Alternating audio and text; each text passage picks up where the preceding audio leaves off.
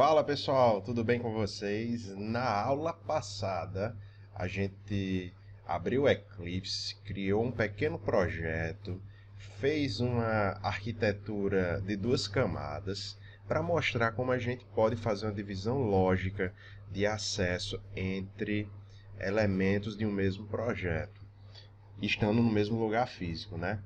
E começamos a ver a arquitetura MVC, como ela divide tudo em três camadas, né? Modelo, vista, controlador, ou Model View Controller.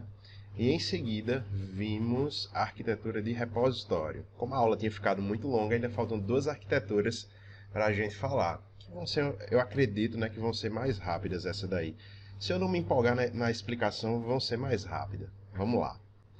Ó, a arquitetura dutos e filtros é um estilo arquitetural centrado no fluxo de dados. Lembra qual era o estilo do MVC? Arquitetura de padrão web, massa. E o do repositório?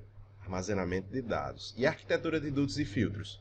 Estilo arquitetural centrado no fluxo de dados. Então a gente vai ver um fluxo acontecendo de dados aí, tendo alguns elementos, né? Os dutos, os filtros. Vamos ver como vai funcionar isso.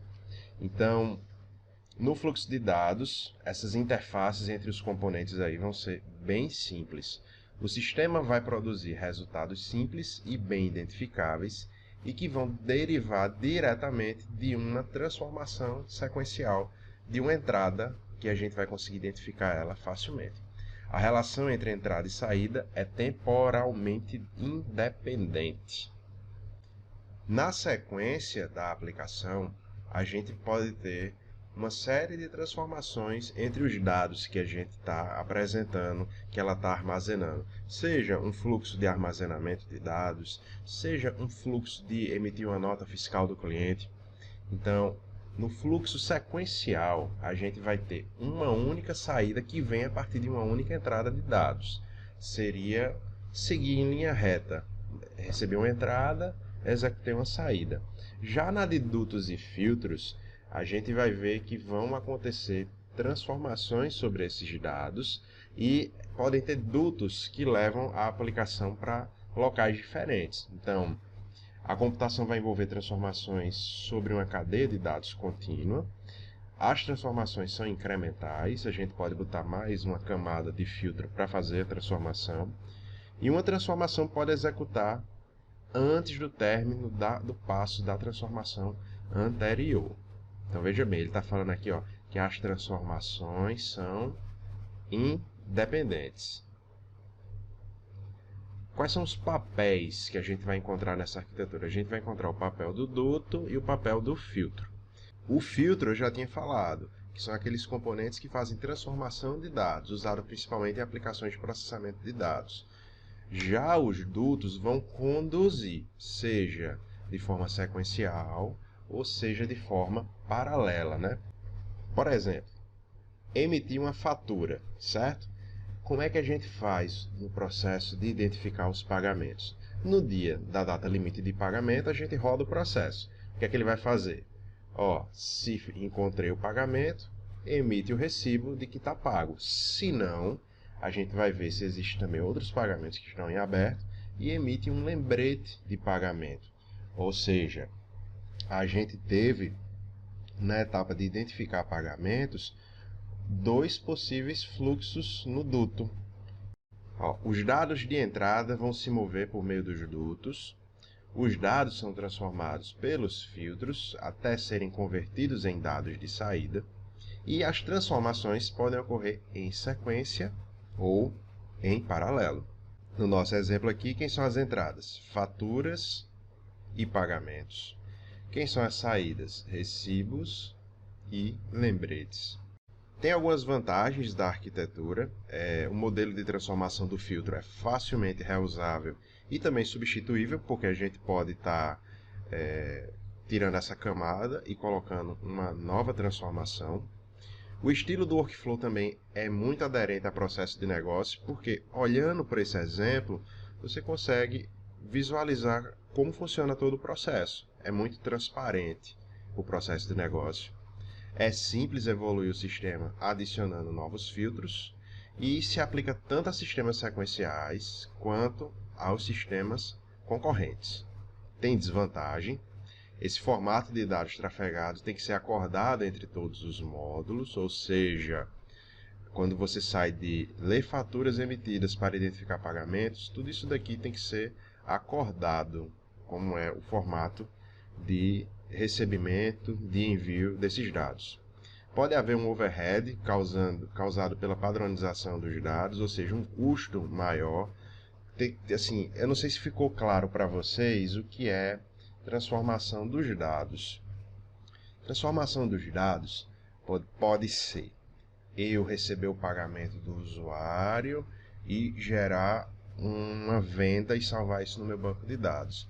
Essa venda que está salva no meu banco de dados não necessariamente é o mesmo formato de uma nota fiscal eletrônica. Então, eu tenho um custo de transformação para a nota fiscal eletrônica que vai transformar os dados que estão no meu banco de dados no formato XML, que é uma linguagem de marcação intermediária para conversar entre sistemas que são diferentes, seguindo o padrão do XML da nota fiscal. E aí a gente observa que tem uma etapa de transformação que tem um custo causado por isso daí, tá? E incompatibilidade no formato dos dados pode dificultar esse reuso dos filtros. É verdade. Muito bem. Vamos para a próxima arquitetura e último estilo arquitetural, que é a arquitetura de microkernel, que é um estilo arquitetural do sistema operacional. Vê como a coisa aconteceu até agora. MVC, estilo arquitetural de padrão web. Repositório, estilo arquitetural para armazenamento de dados.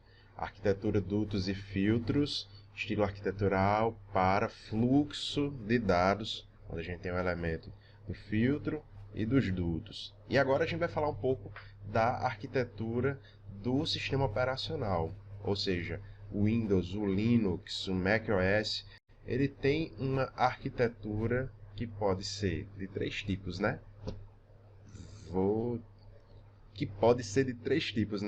Pode ser kernel monolítico, microkernel ou micronúcleo e kernel híbrido. Monolítico, microkernel ou kernel híbrido. Certo, beleza, professor. Mas o que é o kernel, né? O kernel, pessoal, é o núcleo do sistema. É a parte mais importante de qualquer sistema operacional. É o motor de base que faz gerenciamento dos recursos do teu sistema, a memória, dos processos, subsistemas de arquivos, suporta dispositivos e periféricos conectados ao computador. Todo sistema operacional tem um kernel. Por exemplo, o kernel do Android é quem? É o Linux. Oxi, Android não é sistema não. Então, né? O Android é o que está rodando em cima do kernel do Linux.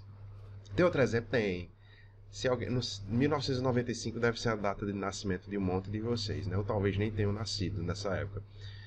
O Windows, quando ele surgiu na sua versão 95, que foi a que lançou o menu iniciar, ele não era sistema operacional. O kernel dele era o DOS, que era o sistema operacional. Então a gente tinha um programa rodando em cima do DOS para poder dar essa interface amigável para o usuário. Então vamos lá, o kernel monolítico, que é o primeiro deles, vai criar um processo que carrega todos os drives do sistema durante a inicialização de uma única vez. Então assim, olha para essa arquitetura de camadas aqui. O kernel dele, monolítico, quando o sistema inicia, ele carrega todos os drives do sistema de uma vez. Tudo que tu está usando. Teclado, mouse, câmera, impressora, drives internos, carrega tudo de uma única vez. Exemplo desse kernel monolítico é o FreeBSD, o Oracle Solaris, IBM AIX, HP UX, todos os Linux. Mas é engraçado porque eu vi que tem alguns exemplos de Linux que parece que não era monolítico. Mas eu acabei deixando esse aí, todos os Linux, tá? O microkernel, que é a arquitetura que a gente vai estar trazendo aqui para vocês, ou micronúcleo, é aquela arquitetura que apenas uma parte dos teus drives e dispositivos de hardware vão ser inicializados quando o sistema é ligado. Quando a gente precisa utilizar um novo driver, aí o que é que ele faz? Ele abre o processo e inicia esse novo driver. Ou seja, kernel monolítico vai iniciar todos os drivers do sistema operacional quando inicia o sistema. O kernel micronúcleo ou microkernel vai fazer o quê? Vai inicializar apenas um conjunto reduzido de drivers e que, se o usuário quiser fazer a inicialização de mais dispositivos, ele vai iniciar um novo processo para estar fazendo isso daí. Então, é uma arquitetura de núcleo de um sistema operacional cujas funcionalidades são quase todas executadas fora do núcleo, em oposição ao núcleo, que é o monolítico. O microkernel carrega o mínimo de processos possíveis no kernel space. Existe a figura do kernel space e do user space, ou seja, espaço de memória que é destinado ao kernel manter o teu sistema operacional funcionando, espaço de memória destinado ao usuário. Então, ó, o microkernel carrega o mínimo de processos possíveis nele, no kernel space. E o restante dos módulos vão ser executados como processos do usuário, que é comum para o sistema. Então, ele libera mais memória para o usuário para estar lidando com essa eventual inicialização dos outros drivers. Exemplos de SO é o RURD, Minix, QNX, L4. Não se preocupe não, o professor Walter também nunca ouviu falar de nenhum desses aqui, desses sistemas. Mas aí tem que ter os exemplos, né? E o kernel híbrido eu trouxe para vocês porque talvez vocês tenham se perguntado: oxe, professor, e o Windows, e o macOS? Então, o kernel híbrido tenta combinar aspectos e benefícios tanto do microkernel quanto das arquiteturas do kernel, quanto da arquitetura do kernel monolítico, que são usados em sistemas operacionais de computadores. Então, o macOS e o Windows 10 funciona assim.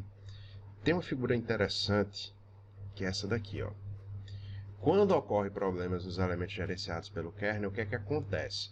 Esse único elemento aqui, ó, é um kernel monolítico.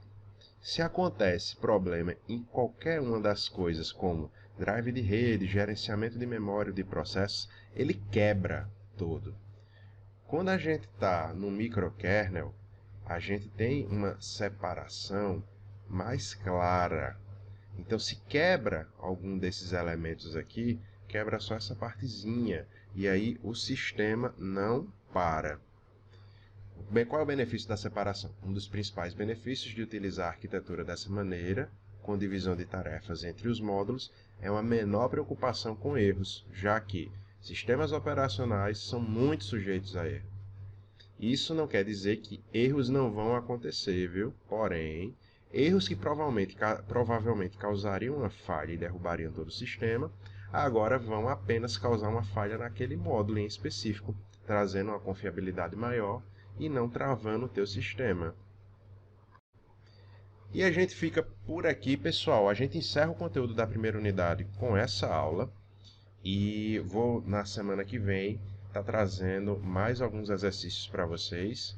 Eu ainda vou decidir se eu vou disponibilizar essa aula na mesma semana que eu disponibilizei a aula anterior, mas a partir de agora a gente vai estar fazendo exercícios e algumas atividades para computar nota para a nossa primeira avaliação. Beleza? Então, até a próxima aula, pessoal.